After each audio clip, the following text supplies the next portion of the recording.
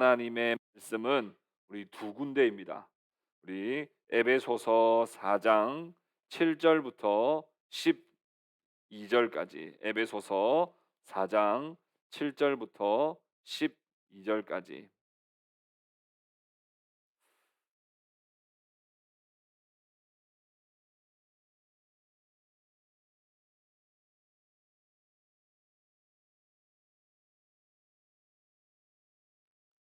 자, 우리 함께 교독합시다. 우리 4장 7절부터 12절까지 말씀을 우리 교독하겠습니다. 제가 한 절, 여러분 한 절 그렇게 교독합시다. 우리 각 사람에게 그리스도의 선물의 분량대로 은혜를 주셨나니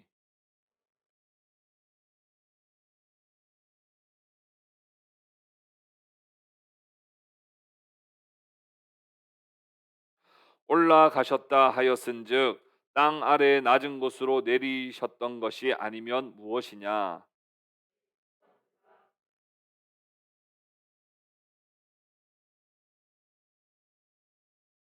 그가 어떤 사람은 사도로, 어떤 사람은 선지자로, 어떤 사람은 복음 전하는 자로, 어떤 사람은 목사와 교사로 삼으셨으니.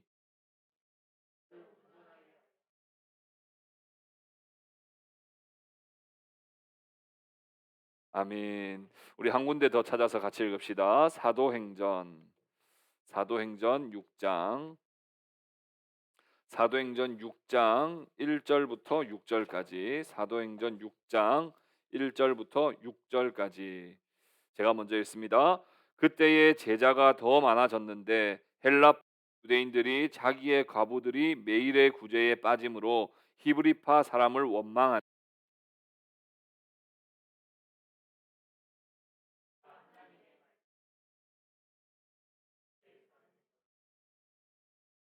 형제들아 너희 가운데서 성령과 지혜가 충만하여 칭찬받는 사람 일곱을 택하라. 우리가 이 일을 그들에게 맡기고.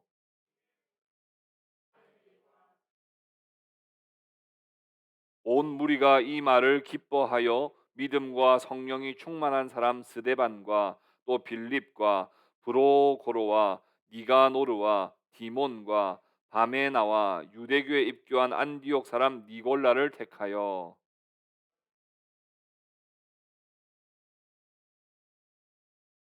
아멘.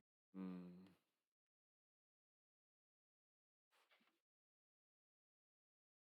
사랑하는 형제자매 여러분, 한 주간 평안하셨습니까? 평안하셨어요? 네. 코로나가 점점 또 다시 심해지고 있어서 어, 걱정이 좀 되는 게 사실입니다.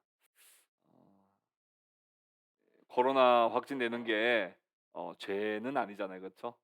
죄는 아닌데 너무 우리 사회가 이제 코로나 확진되는 걸 너무 이렇게 죄악시하는 것 같아서 참 마음이 한편으로는 좀 아프고, 그럼에도 불구하고 또 우리 성도들은 절대로 확진되면 안 된다 이런 건 아닌데, 하나님께서 정말 좀 특별하게 가급적으로 우리 성도들 확진되지 않게 이렇게 좀 지켜주시기를 늘 기도하고 있습니다. 여러분들 좀 힘든 하루하루의 삶이지만 조심하셔서 자신과 또 이웃을 지키기를 또 힘쓰는 우리 모두가 될 수 있기를 축복합니다. 오늘은 직분 하나님의 선물이라는 제목으로 하나님의 말씀을 함께 생각해 보려고 합니다. 성경에서 말씀하는 직분, 성경에서 말씀하는 직분에 대해서 함께 오늘 말씀을 나누겠습니다. 되게 많은 성도들은요, 직분에 대해서 성경적으로 제대로 배운 적이 없습니다. 그러나 직분에 대해서 절대로 모르지 않죠. 어떻게 알아요? 경험적으로 직분을 배웠어요. 체험적으로 직분에 대한 인식을 가졌습니다. 그래서 오늘 함께 보는 이 말씀이 그동안 여러분들이 경험적으로 축적해왔던 직분에 대한 인식을 바꿀 수 있을지 의문이에요. 왜냐하면 지식보다는 경험이 정말 강하거든요. 그 경험한 사람을 이 생각을 바꾼다는 건 그건 정말 쉽지 않습니다. 그러나 오늘 성령께서 하나님의 말씀에서 말하는 이 직분이 무엇인지를 오늘 저와 여러분들에게 말씀하시고 우리가 그 말씀을 듣고 바른 성경적 직분관을 가지게 되고 또 우리 교회가 그런 직분을 시행함으로써 여러분들의 경험과 체험도 바뀌어지는 그런 놀라운 역사가 있기를 주님의 이름으로 축복합니다. 여러분들은 직분하면 무엇이 생각나세요? 직분, 직분. 처음 들어보신 분?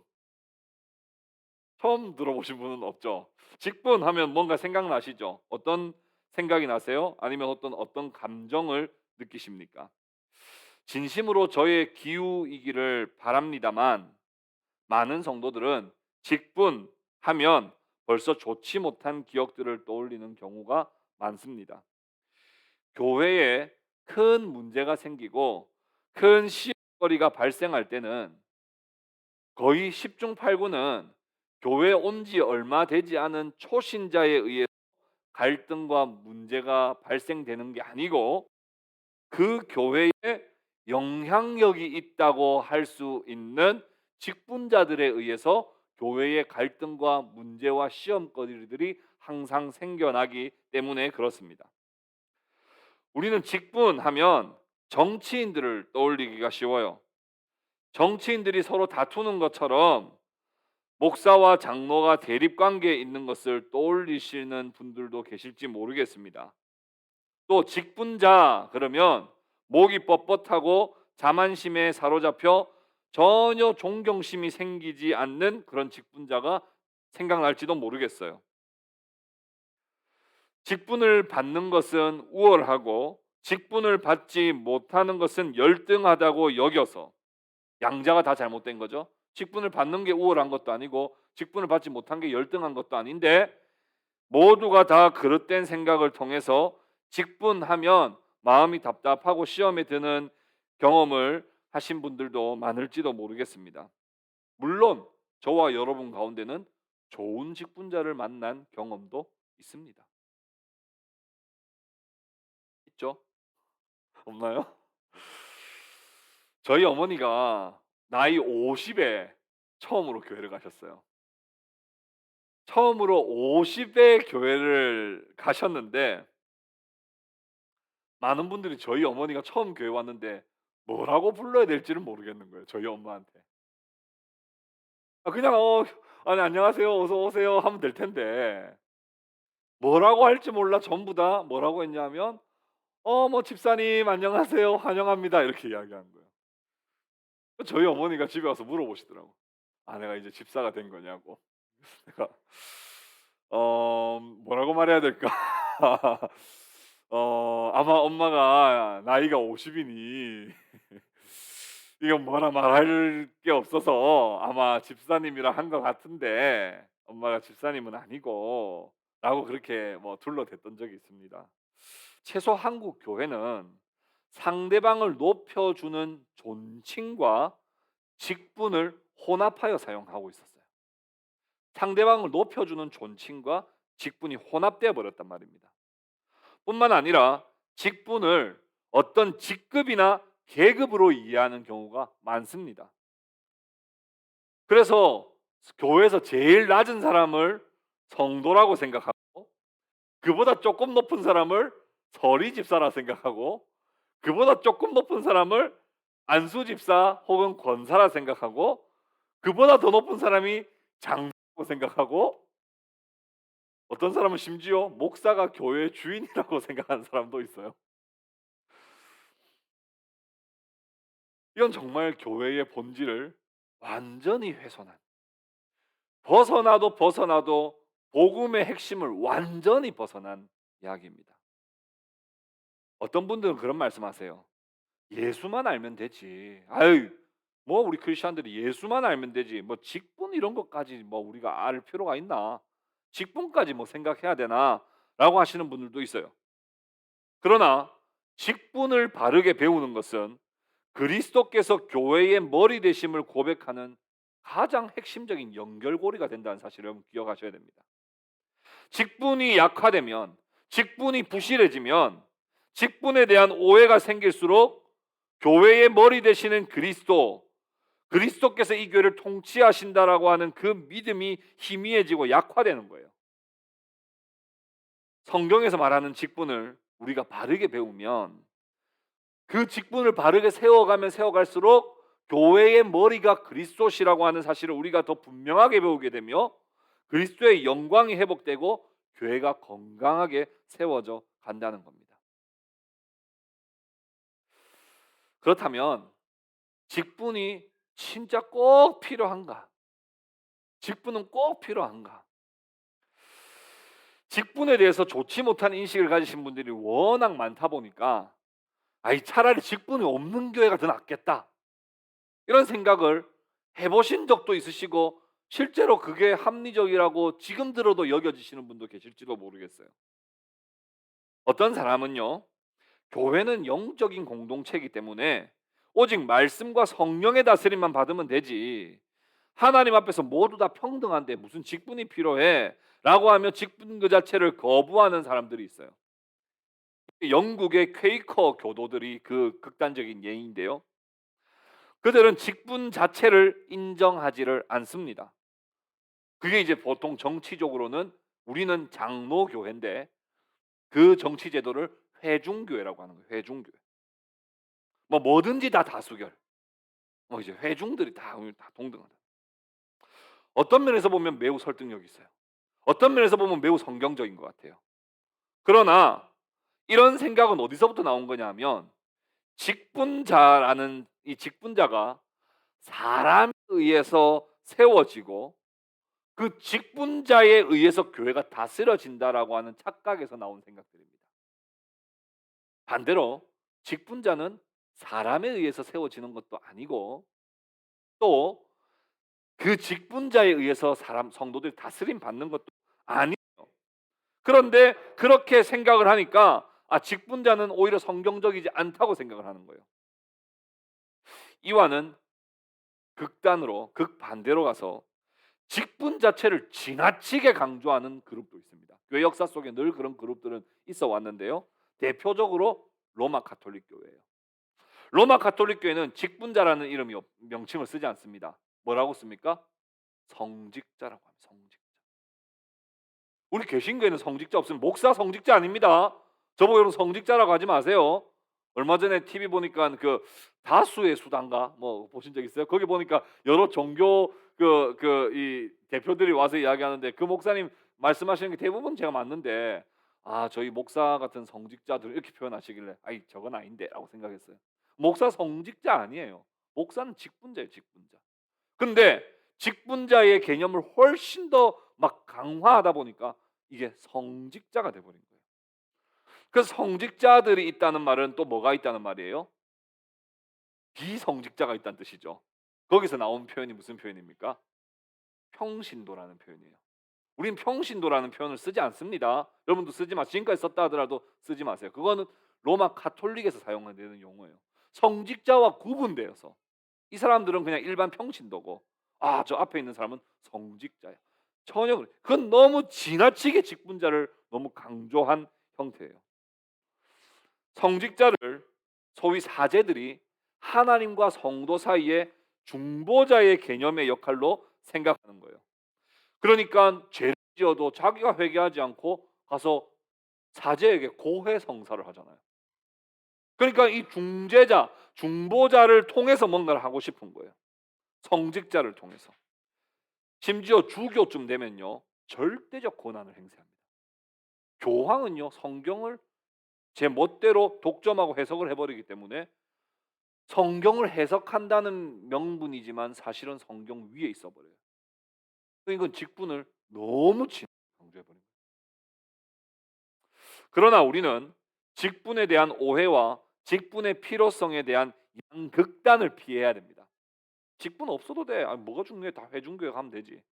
아니, 성직자지. 성직자 말을 잘 들어야지. 이 양극단을 피하는 대신에 도대체 성경이 말하는 직분은 뭔가? 이걸 우리가 한번 생각을 해보려고 하는 거예요. 첫 번째, 직분은 사람으로부터 나는 것이 아니라 하나님께서 주시는 선물이라는 것을 우리는 기억해야 합니다. 에베소서 4장 7절 8절, 오늘 본문 에베소서 4장 7절 8절 말씀에 이렇게 기록되어 있습니다. 우리 각 사람에게 그리스도의 선물의 분량대로 은혜를 주셨나니, 그러므로 이르기를 그가 위로 올라가실 때에 사로잡혔던 자들을 사로잡으시고 사람들에게 선물을 주셨다 하였도다. 본문에 이 주신다라고 하는 개념이 계속해서 등장하고 있습니다. 교회의 직분이 세상의 직급과 계급과 결정적으로 다른 것은 뭐냐면 자기의 노력과 자신의 열망으로 이루어지는 게 아니라는 거예요. 우리가 세상의 계급과 직급은요, 내가 욕망을 가지고 열심히 하면 어떻게 하면 올라갈 수도 있어요. 그런데 교회에서 주어지는 직분은 인간이 쟁취할 수 있는 어떠함이 아니라 하나님이 주신 선물이라는 거예요. 이 본문 말씀을 시편 68편 18절 말씀을 인용한 말씀인데요. 시편 68편 18절 말씀은 이런 내용이에요. 왕이 원수를 치고 보좌에 올라 승리의 노래를 부르는 장면을 바울은 인용했어요. 그래서 뭐라고 이야기했습니까? 마치 예수님이 십자가 위에서 원수를 물리치고 사망 권세를 깨뜨리시고 부활하시고 하늘로 승천하시면서 선물을 주셨다. 그 선물은 뭘까요? 승천하시면서 내가 너희들에게 무엇을 보내노라 했죠? 명성자매?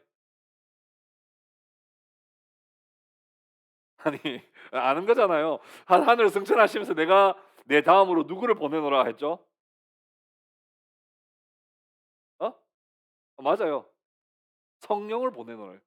사실 하나님 보내신, 하나님이 사망 권세를 깨뜨리시고 승리하셔서 승천하시면서 우리에게 보내신 선물은 성령입니다. 성령. 그런데 주님께서 주시는 선물은 성령만이 아니라 직분을 주셨다고 바울은 여기서 말하고 있는 거예요. 에베소서 4장 11절 12절에 이어서 이렇게 말씀하고 있죠. 그가 어떤 사람은 사도로, 어떤 사람은 선지자로, 어떤 사람은 복음 전하는 자로, 어떤 사람은 목사와 교사로 삼으셨으니 이는 성도를 온전하게 하여 봉사의 일을 하게 하며 그리스도의 몸을 세우려 하심이라. 그리스도께서 자신이 이루신 구원을 계속해서 이루어 가기 위하여 교회를 세우시되, 예수님은 하늘로 승천하시면서 두 가지를 보내주시는데, 첫 번째는 당연히 성령이지만 교회에 직분자를 선물로 주셨다는 겁니다. 직분자를 선물로 주셨다. 왜요? 왜요?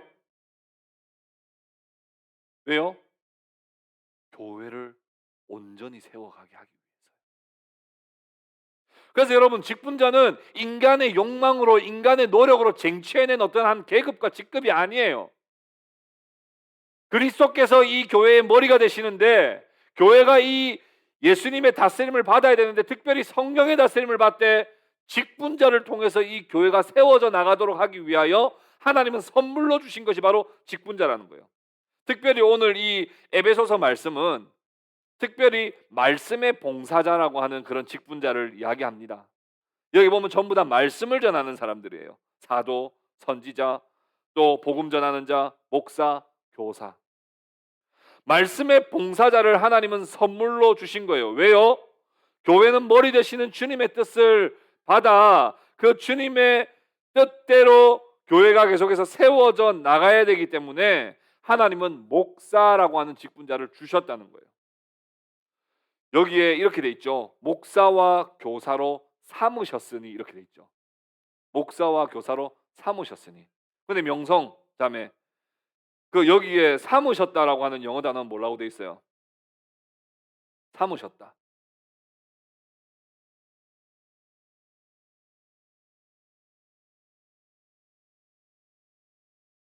얼마 전에 토플 시험을 잘 마치고 왔는데 이 시험은 잘 개입을 한다는 거예요. 개입. 주셨다는 거예요. 이 삼으셨다 이러니까 또 오히려 한국 해석은 헷갈려요. 하나님은 목사를 주셨다고. 목사라고 하는 직분자를 주셨다고.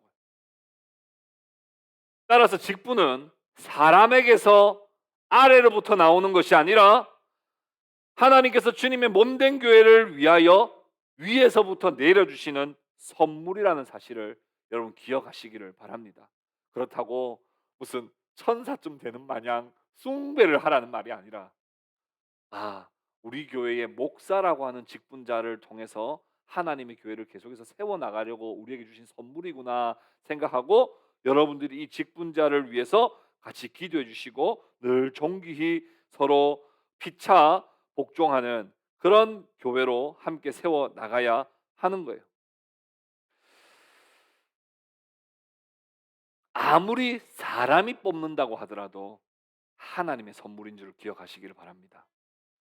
요즘에는요, 좀 교회가 이상해져서요, 목사님들이 계속 교회에다가 이력서를 내요. 옛날에 이제 청빙이라는 표현을 썼죠. 목사님은 청빙, 목사님 모셔오는 거예요. 청빙은 모셔오는 건데, 그래서 우리 교회에 하나님이 주신 목사님이다 하고 같이 함께 교회를 세워 나가는 건데, 요즘에는 이 거꾸로 돼 가지고 완전 세상하고 똑같아져 가지고 목사님들이 막 이력서, 그래서 어디 교회 담임 목사님이다, 부목사님이다 뽑는다 그러면 막 이력서가 50개, 100개씩 막 들어와요. 그래 가지고 이제 뭐 마치 선물을 고르는 것도 아니고 이렇게 이게 뭐 뽑는 형태로, 이 직분의 사실은 아주 위험한 요소 중에 하나입니다. 두 번째 우리가 좀 생각해 보려고 하는 건, 직분이란 그럼 도대체 뭔가 하는 거예요. 직분. 직분은 도대체 뭐냐? 성경의 직분이라는 단어는요, 원어적으로는 몇 가지가 표현돼요. 근데 한글 성경에는 다 통일돼서 직분이라는 표현으로 그냥 번역을 해버렸어요. 근데 이 원어로 표현되어 있는 표현들의 공통적인 의미가 있는데, 그게 뭐냐 하면 직분은 곧 직무고 일이에요. 일. 예를 들어 볼게요. 디모데전서 1장 12절에 디모데전서 1장 12절에 나를 충성히 여겨 내게 직분을 맡기심이니라고 할 때, 이 직분은 이 그 헬라어 성경으로 디아코니아입니다. 디아코니아. 영어로는 서비스예요, 서비스. 그러니까 섬기는 일이에요, 일. 하나님이 좀 바꿔서 말해 볼게요. 나를 충성되이 여겨 내게 일을 맡기심이니, 이거예요. 제가 왜 이 이야기 말씀드리냐면, 우리는 직분이라고 하는 걸 계속 직위나 계급으로 생각해요. 근데 직분은 일입니다. 일.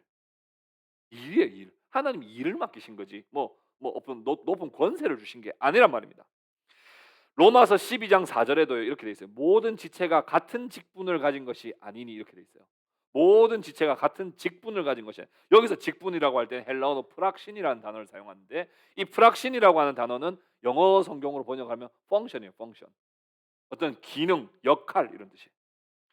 그러니까 우리에게 어떤 역할을 맡겨주신 것이지 뭔가 직위나 권세를 주신 것이 전혀 아니라는 거예요. 그러니까 한마디로 직분자는 다른 말로 하면 뭐라고 말해야 됩니까? 문서경제 뭐라고 말하면 좋겠어요? 직분자다 하면은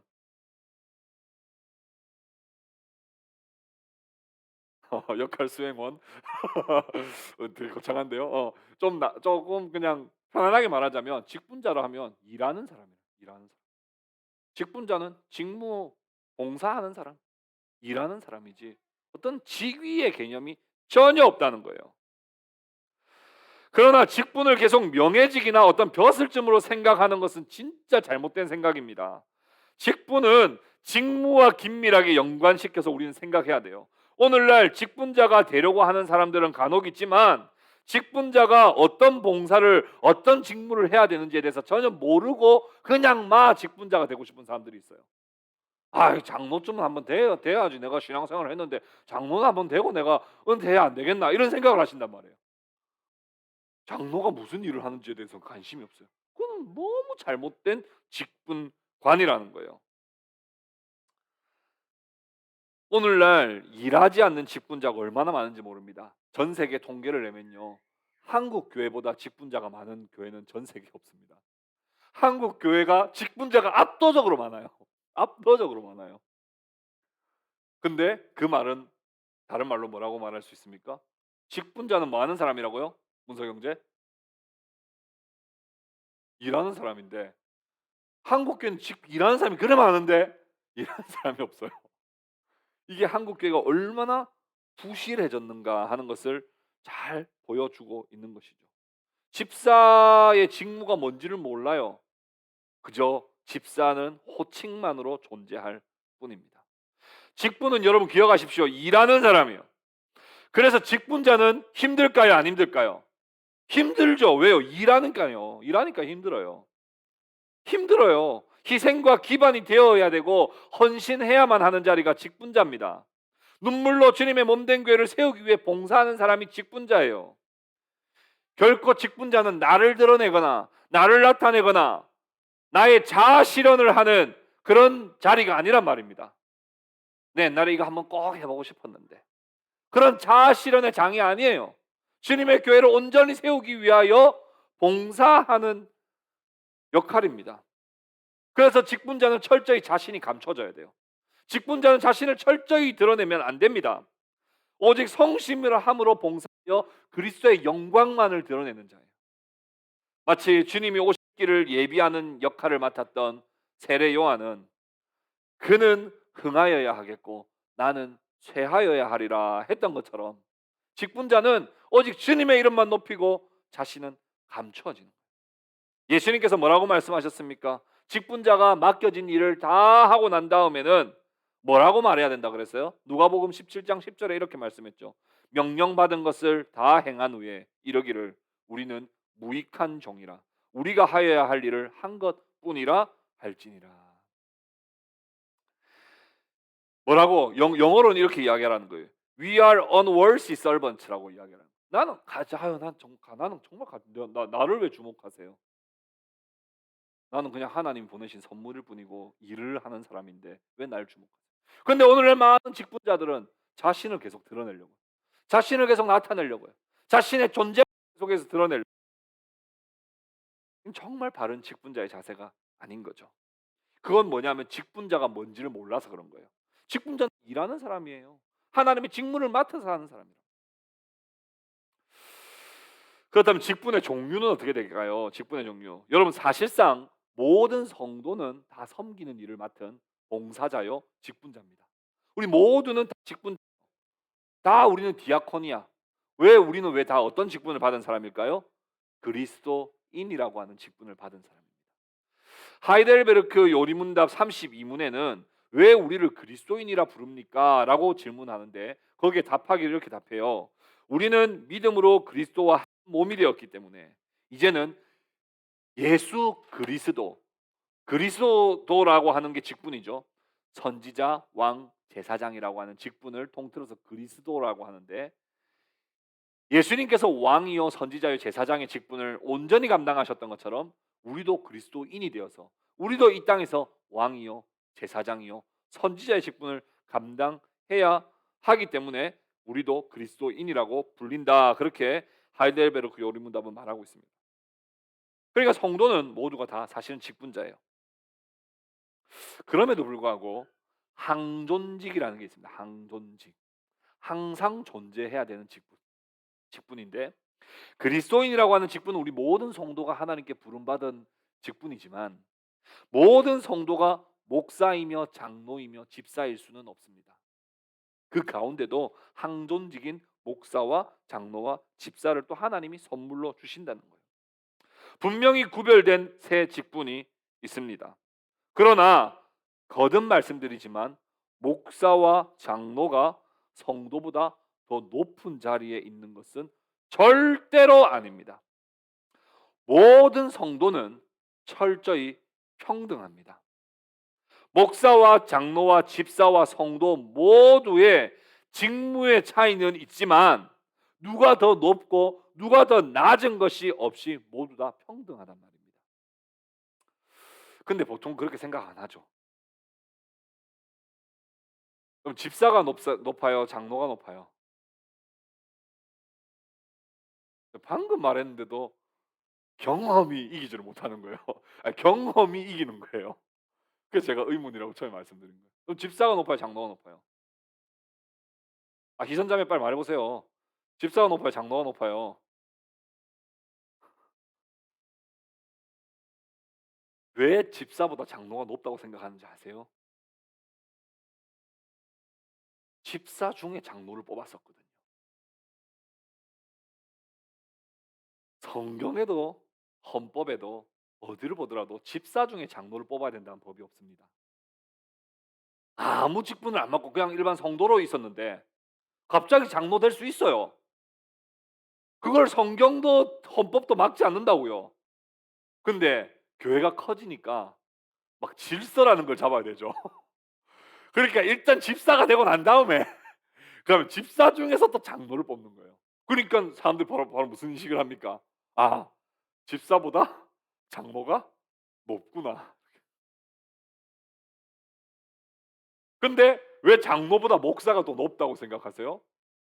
아 어쨌든 장 이런 건 다 목사님들이 하니까 목사보다는 장로보다 또 목사가 높구나. 전혀 잘못된 생각입니다. 여러분 직분을 이해하시면 딱 이걸 이해하시면 됩니다. 여러분 축구 시합에 나가요. 자 축구 선수들 중에 수비수가 높아요, 미드필더가 높아요, 공격수가 높아요, 골키퍼가 높아요. 누가 더 높아요? 물론 공격수가 좀 더 드러나고 주목받는 역할은 맞아요. 그러나 공격수가 더 높은 거 아니거든요. 맡은 직무가 다른 거예요. 골키퍼는 골대를 지켜야 되고 수비는 공격을 막아야 되고 미드필더는 수비나 공격 쪽을 잘 연결시켜야 되고 공격은 골을 넣고 와야 되는 역할이 다른 것인데 좀 더 드러나는 듯한 느낌을 받는 역할은 있을 수는 있지만 누가 더 높고 낮음은 전혀 없어요. 평등합니다. 저는 심지어 우리 교회 목사가 두 명일 수 있죠. 목사가 두 명일 때 부목사 제도를 두는 것도 사실상 저는 직분의 동등성을 훼손한다고 저는 믿습니다. 담임 목사라고 하는 역할은 있을 수 있어요. 그러나 부목사라고 하는 제도를 사용하면 이미 벌써 목사 안에도 계급 있는 것처럼 느껴져요.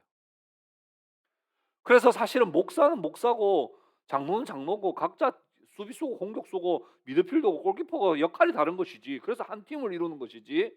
누가 더 높고 낮은 개념이 아니란 말입니다. 그럼 목사는 어떤 직분자일까요? 목사. 문서경제. 직분자는 뭐 하는 사람이라고요?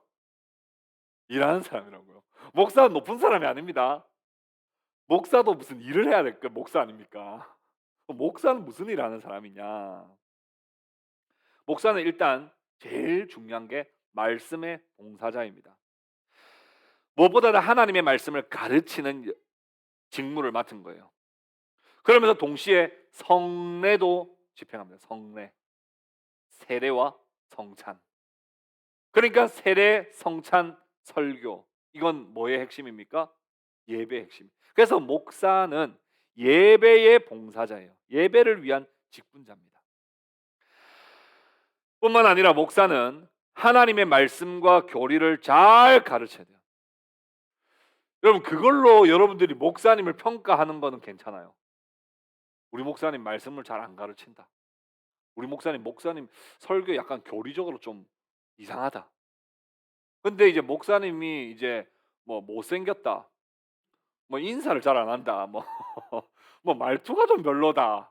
뭐 옷을 이상한 거 입고 다닌다. 이런 거 가지고 목사님을 이렇게 공격하는 건 그건 진짜 잘못된 일이에요. 목사에게 공격을 할 수 있어요. 비판할 수 있어요. 비판을 할 수 있잖아요, 우리가. 그러나 목사가 그 직무를 다하지 않으면 그건 비판해야 돼요. 그건 장로도 마찬가지, 집사도 마찬가지예요. 근데 그 직무를 충성되게 다하고 있다면 좀 못생겨도 좀 못생 물론 뭐 여러분들 그런 걱정하실 필요는 없는 것 같아요. 아 벌써 걱정하고 계세요? 하나님의 말씀과 교리를 잘 가르치고 권징을 행사해야 됩니다. 여러분 권징이 뭐예요? 권징을 쉽게 말하면 권면과 징계입니다. 근데 오늘날 교회는요. 목사가 누구도 징계를 하지 않아요. 왜 징계하지 않을까요?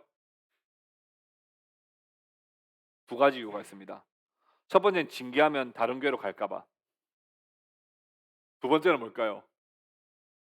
징계하기도 전에 벌써 다른 교회 갔어요. 그러니까 지금 권징을 할 수가 없어요. 어. 근데 여러분 한번 잘 생각해 보세요. 한국 교회가 권징이 사라진 지가 벌써 한 20-30년 됐거든요. 근데 예전에 한국 초기 교회는요. 권징이 정말 철저했습니다. 초기 한국 교회는요. 근데 여러분 한번 생각해 보세요. 권징이 있을 때 부흥할까요? 권징이 없을 때 부흥할까요? 역사 속에서 보면 권징이 있을 때 부흥했습니다.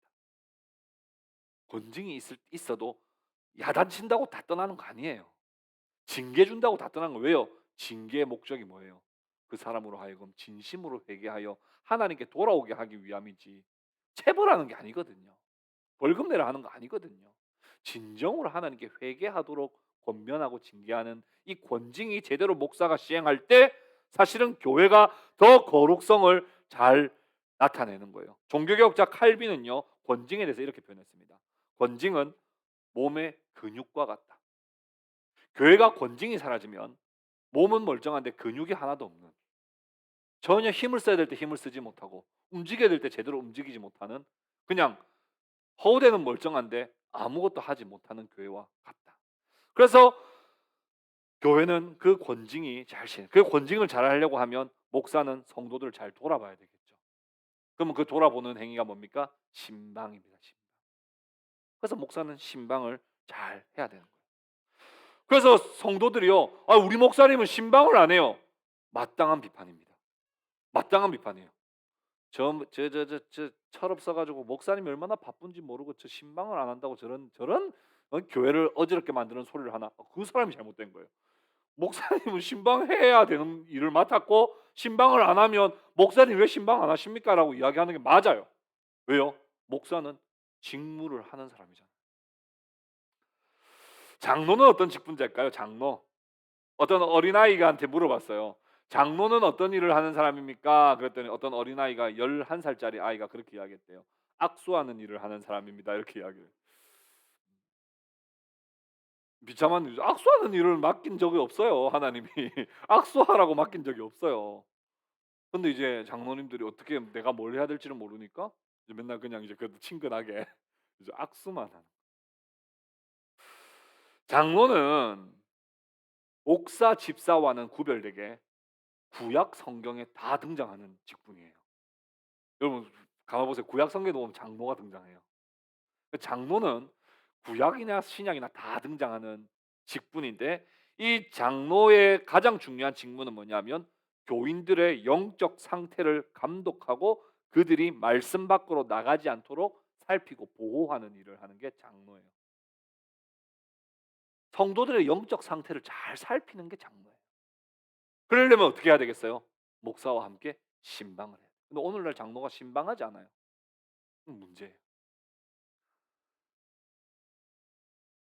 그리고 예배를 함께 돕고 권징을 같이 당회에서 행사하여 특별히 무엇보다도 언약의 자녀들을 양육하는 일에 장로는 힘써야 된다. 이렇게 우리 고신교단 헌법에 나와 있습니다. 그래서 이 직무를 잘 하는 사람이 장로예요. 근데 여러분 우리가 장로 하면 딱 무슨 벌써부터 무슨 이 용어에서부터 무슨 생각이 납니까? 장로 하면 말 그대로 어떤 사람 같아요? 영한 사람 같아요? 올드한 사람 같아요? 이 올드한 사람 같잖아요. 장로 이 벌써 말 자체가 장로. 영어로는 뭐예요? 명성자매.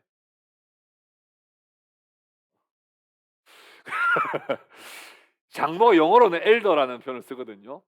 그러니까 말 그대로 진짜 늙은 사람이에요. 근데 사실 제가 계속 말씀드리지만 직분은 뭐와 가장 긴밀하게 연관돼 있다고요? 직무와 일하고 가장 연관돼 있다고요. 여러분 우리 드라마나 영화를 보면요. 검사가 많이 나오죠. 영화나 드라마 같은 거 보면요. 검사한테 뭐라고 부르던가요? 성은자매. 영감님. 드라마 많이 보거든요. 영 검사한테 영감님이라 그래요. 보니까 딱 봐도 20대 젊은 여성 검사인데 영감님이라 그래요. 그럼 여기서 이제 우리가 힌트를 얻을 수 있는 거예요. 호칭과 직분은 좀 다를 수 있다는 거예요. 영감 아니에요. 영감 아닌데 검사의 역할은 뭐예요? 이 법의 원칙에 따라서 범죄자들을 이렇게 그대로 이제 이 형량을 결정하고 하는 게 이제 검사가 할 일인데 그 일을 맡은 사람이 검사라 그러지 나이 많은 사람 보고 검사라고 하지 않거든요. 장로도 마찬가지예요. 여러분 그냥 늙은 사람 이렇게 생각하지 말고 장로는 교회를 치리하는 자인데 특별히 성도들의 영적 상태를 돌보고 성도들이 말씀 밖으로 나가지 않도록 하는 거예요. 그래서 말씀 밖으로 나가지 않는 일을 해야 되는데 안부 묻는답시고 말씀 밖에 이야기만 막 하는 목사님이나 장로님들도 그건 사실 자기 직무를 제대로 하는 게 아니에요. 항상 말씀 안에 있도록 하는 거예요. 집사는 뭘 하는 사람이에요? 집사는 어떤 일을 하는 사람일까? 집사는 교회의 서무와 재정, 구제에 관련된 그런 일들을 담당합니다. 목사는요, 말씀을 가르치는, 말씀을 선포하는 일을 맡았다면 장로는 말씀 안에서 성도들이 살아가도록 영적 상태를 잘 돌아보고 보호하는 역할을 하는 게 장로라면 집사는 말씀의 꽃을 피우는 역할이에요. 무슨 말이에요? 교회의 재정을 통해서 어떻게 하면 이웃들을 섬기고 어떻게 하면 좀 경제적 형편이 어려운 자들, 또 갑자기 사고를 당한 자들, 환난 가운데 있는 자들, 몸이 아픈 자들을 어떻게 같이 돌아볼까? 장애인들을 어떻게 하면 그들에게 복음의 사랑을 전할 수 있을까? 이거를 고민하며 함께 말씀의 꽃을 피우는 사람. 서리 집사라고 하는 제도가 있는데요. 이거 한국 교회에서 생겨난 제도입니다. 근데 저는 이 서리 집사의 제도를 꼭 나쁘게만 보지 않습니다. 이 서리라고 하는 말 자체가 사전적 의미로 어떤 조직에 결혼이 생겼을 때 그 직위의 직무를 대리함이라는 뜻이에요. 그러니까 결혼이 생겼을 때 대리하는 사람을 서리라는 표현을 쓰는데 교회에 집사가 없으면 서리 집사를 세워서라도 집사의 직무를 감당하게 한다라고 하는 의미에서는 참 좋습니다. 그러나 일반 교회에서 서리 집사를 지나치게 많이 뽑아서 아무 일도 없는 서리 집사를 만드는 건 그거는 저는 옳지 않다고 생각하지만 우리 교회 상황에서는 서리 집사를 세우는 것은 매우 교회에 하나님 주시는 선물, 아주 행복한 일이라고 생각을 합니다. 헌법 제7장 94조에 보면 서리 집사의 선택에 서리 집사는 개체교회 형편에 따라 당회나 목사가 진실한 세례교인 중에서 선임하여 집사의 직무를 하게 하는 자로서 임기는 1년이다 이렇게 돼 있어요. 근데 저는 이 헌법도 앞으로 나중에 총회를 가게 되면 좀 개정도 하고 싶은 게 있는데요. 뭐냐면 어떤 한 직분자가 다른 직분자를 뽑게 되면요. 그 직분자에게 종속되게 마련이에요.